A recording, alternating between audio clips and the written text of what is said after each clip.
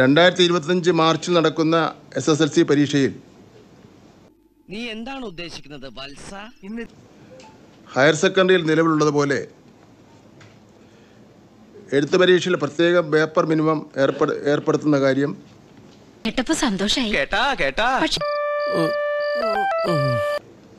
പൊതുവിൽ എല്ലാവരുമായി ആലോചിച്ചുകൊണ്ട് തീരുമാനിക്കുന്നതാണ്.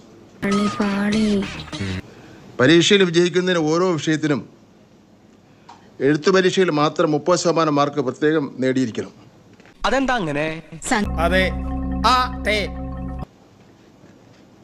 അതായത് 40 മാർക്കിൻ്റെ എഴുത്ത് പരീക്ഷ വിജയിക്കുവാൻ ഓരോ വിഷയത്തിനും 12 മാർക്കും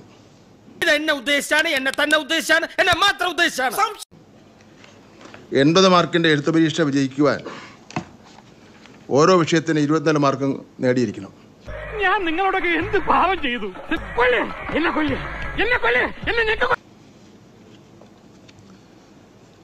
അതിനൊപ്പം നിരന്തര മൂല്യനിർണ്ണയത്തിൻ്റെ മാർക്ക് കൂടി ചേർത്തായിരിക്കും ഫലം കണക്കാക്കുക.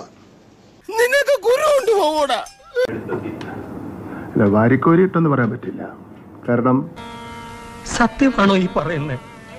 സത്യം ആയില്ലെങ്കിൽ ഭഗവതിയാണ് സത്യം.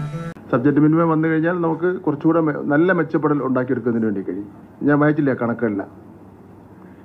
ഇവൻ നമ്മളെ കുഴപ്പിക്കാനുള്ള പരിപാടി, ഇവനിതിൽ എന്തോ കൈയുണ്ട്.